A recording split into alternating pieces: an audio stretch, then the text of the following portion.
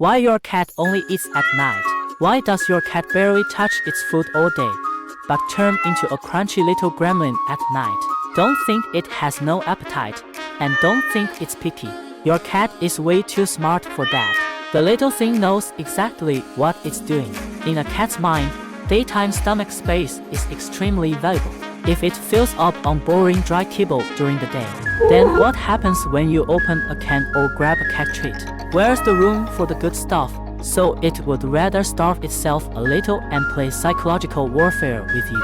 It's betting that you'll feel bad, that you'll look at this poor little creature, think it hasn't eaten all day, and then go straight to the cabinet for snacks. But it waits and waits until you turn off the bedroom light and lie still in bed. At that point, it finally tips up. No extra food tonight. The human really isn't getting up, so to avoid going hungry, it turns around, walks to the bowl, and very reluctantly starts crunching that dry kibble. And every crunch sounds a little bit resentful. Does your little schemer play this game with you every day? How a smart cat crosses a sudden fence. How does a smart cat handle a fence that suddenly appears in its path? First, it stops and studies the whole structure. It doesn't just shove its head through like a reckless bulldozer. It stays calm, tilts its little head, and carefully measures each gap from bottom to top like a tiny engineer. 2 seconds later, it rules out squeezing through.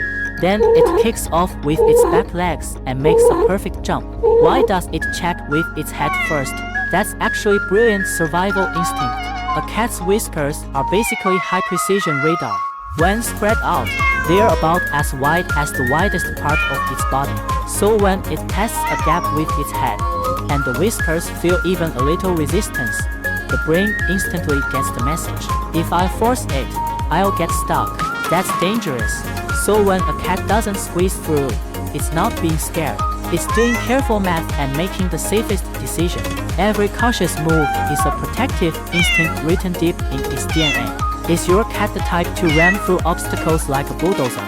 Or does it think first like this one? Tell me in the comments. Where your cat sleeps reveals how it sees you. The spot your cat chooses on your bed reveals your real status in its life. If it insists on squeezing next to your pillow every night, with its little head pressed right against yours, congratulations.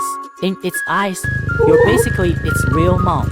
In a cat's original instincts, only completely defenseless kittens dare sleep that close to their mother's head. When your cat puts its most vulnerable back of the head against you without hesitation, it's basically trusting you with half its life. If your cat loves curling up at the foot of the bed, pressed against your feet, the truth might hit you right in the heart. It's protecting you like you're its kitten. In your cat's view, you're a two-legged creature who went out to fight the world all day. And right now you're extremely vulnerable.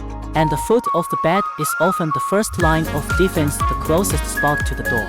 It lies there on purpose, using its furry little body to block every unknown danger outside that door. But if your cat loves lying on your chest like a heavy rock, purring along with your heartbeat, don't flatter yourself. It's basically treating you like a tenant. In this bossy cat's mind, the bed is something it generously rents to you. And your heartbeat, that's just the best free white noise it has ever found. It's not there to cuddle, it's there to collect rent. Go check. Where does your cat sleep most often? You can tell if someone truly loves their cat. You can tell whether someone truly loves their cat just by looking at it. Some people spend money on themselves without thinking twice, always looking polished and put together. But then you look at their cat thin, small, rough doll fur, and eyes full of fear and avoidance.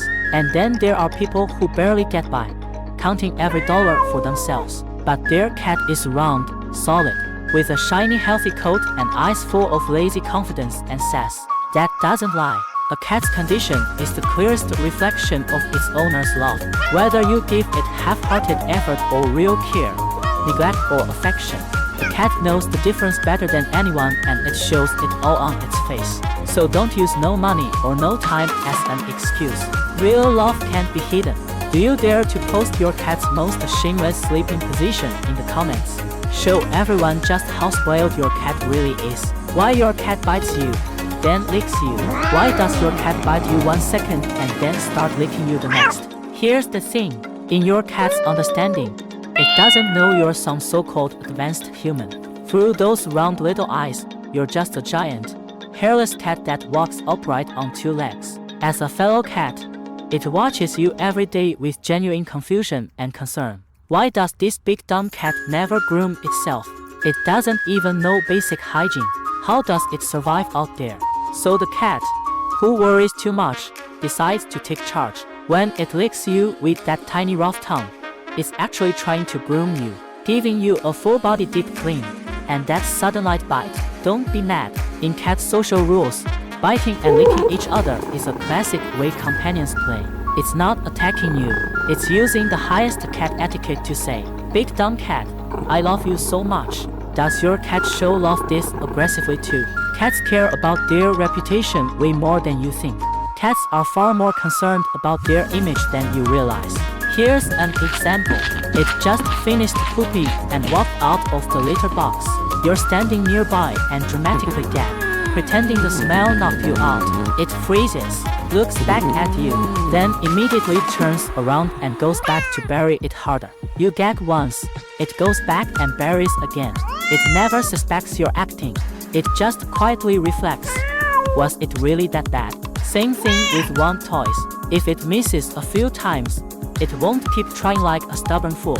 It'll sit down, suddenly look around like it's admiring the scenery, and casually start licking its paw. About 800 fake little moves in 1 second, all to cover up the embarrassment.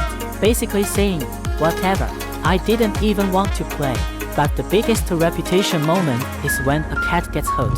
If someone's watching, it'll hold it in and stay silent. My cat once slipped on the stairs and hit its leg. I laughed. It didn't make a sound, just walked away like nothing happened. Then later, I checked the camera.